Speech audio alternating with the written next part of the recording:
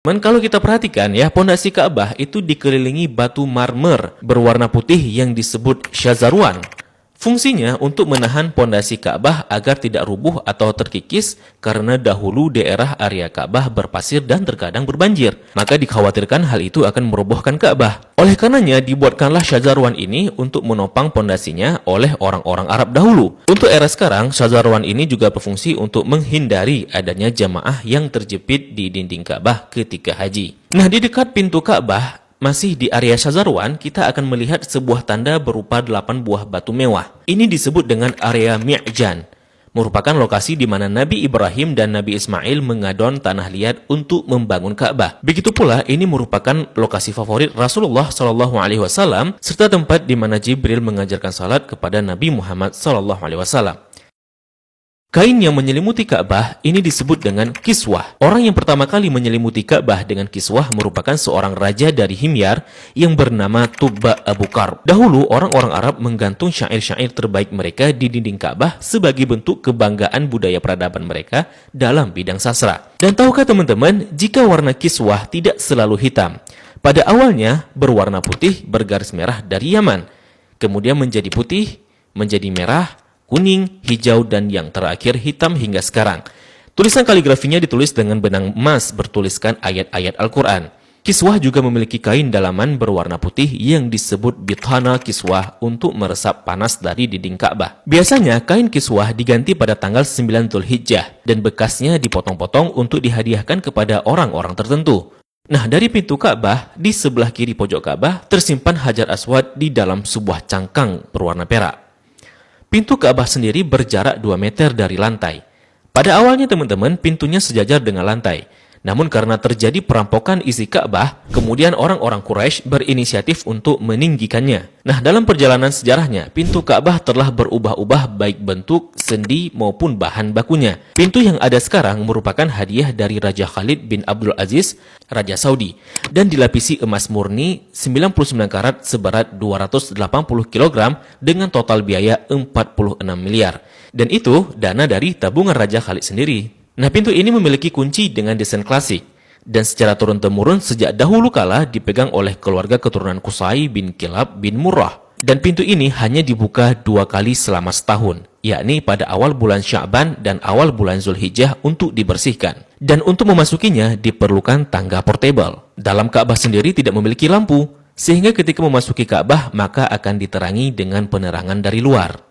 Nah, ketika kita memasuki ke dalam Ka'bah, maka kita akan melihat jika lantai dan dinding dalam Ka'bah dihiasi dengan batu marmer yang dominan putih. Marmer hijau menghiasi lantai dengan bentuk persegi yang dihiasi oleh marmer coklat di sampingnya. Kalau kita salat di dalam Ka'bah, maka garis ini bisa jadi batas safnya. Kalau diperhatikan, maka di sudut terdapat potongan marmer hijau.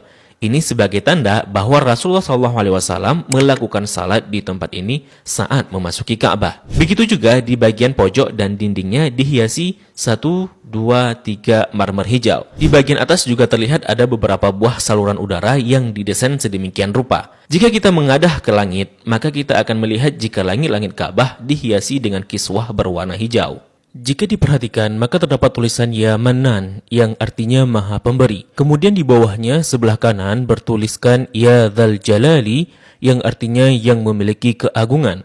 Lalu di sampingnya bertuliskan Wal Ikrami yang artinya yang memiliki kemuliaan. Di bawahnya tertulis penggalan surah Al-Baqarah ayat 144 yang berbunyi Qad nara taqalluba wajhika fis samai falanuwalliyannaka qiblatan tardaha fawalli wajhaka syatral masjidil haram. Kemudian di tengahnya bertuliskan kalimat tauhid La ilaha illallah Muhammadur Rasulullah. Dilanjutkan di bawahnya bertuliskan surah Ali Imran ayat 96 dengan bunyi Inna awwala baitin wudi'a lin-nasi lalladzi bi Bakkata mubarakan wa hudan lil alamin. Kalimat ini tertulis berulang-ulang hingga memenuhi dinding atas dan langit-langit Ka'bah. Di bagian atas terlihat jika langit-langit Ka'bah ada 3 penyangga yang kemudian ditopang oleh 3 tiang dari kayu dengan diameter 44 cm dengan jarak antara tiang 2 meter sekian. Tiang ini dihiasi dengan 6 hiasan cincin terbuat dari emas. Bagian bawah pondasi tiang berbentuk kotak yang besarnya dapat diduduki oleh orang dewasa. Orang yang pertama kali memasang tiang di dalam Ka'bah adalah Abdullah bin Zubair saat pertama kali memugar Ka'bah selepas wafatnya Rasulullah Sallallahu Alaihi Wasallam. Di bagian atas tergantung harta karun berupa kendi-kendi atau lentera kuno yang terbuat dari emas dan perak, merupakan hadiah dari pemimpin-pemimpin negeri Muslim pada masa lalu.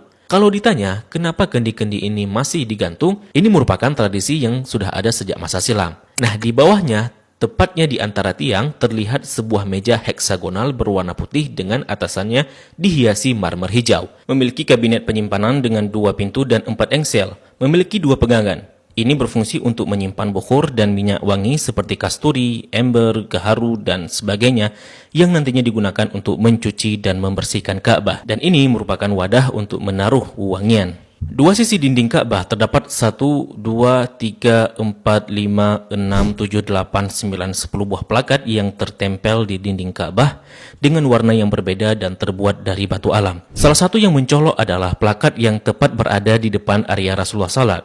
Plakat ini berisi kaligrafi dengan style kufik murabba yang tertulis La ilaha illallah Muhammadar Rasulullah. Selain itu juga ada plakat lain yang berisi maklumat mengenai renovasi Ka'bah oleh Raja Khalid bin Abdul Aziz. Sepertinya plakat lain juga berupa maklumat renovasi Ka'bah oleh pemimpin-pemimpin Muslim sebelumnya. Di sampingnya terdapat sebuah pintu yang disebut pintu At-Taubah yang sepenuhnya dihiasi dengan emas murni. Di belakang pintu ini ada sebuah tangga yang mengakses ke atas Ka'bah. Dari atas dapat dilihat jika ada pengait untuk mengikat kain kiswah dari atas. Dan bahkan kita bisa juga salat di atas Ka'bah. Jika Ka'bah tidak diselimuti kiswah, maka penampakannya akan seperti ini. Nah, kiswah Ka'bah akan diganti setahun sekali dan harganya mencapai 50 miliar dengan berat 650 kg.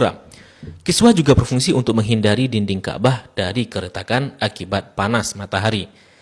Nah, inilah gambaran dari Ka'bah dan apa-apa saja yang ada di dalam Ka'bah.